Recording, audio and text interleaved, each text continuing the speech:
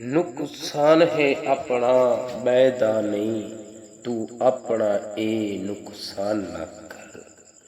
नुकसान है अपना बैदा नहीं, तू अपना ए नुकसान न कर। मेरी अपनी किस्मत भोग वैसा, मेरा बिल्कुल ढोल ध्यान न कर। नुकसान है अपना बैदा नहीं, तू अपना ए नुकसान न कर। मेरी अपनी किस्मत भोग वैसा, मेरा बिल्कुल ढोल ध्यान न कर। जिन भूत बसेरा कर वे सिन, वड्डा जुलम मेरी जिंद जान न कर। हुंदी कख दा घर ते लख दा घर, मस्कीना घर वीरान न कर। हुंदी कख दा घर ते लख दा घर, मस्कीना घर वीरान न कर।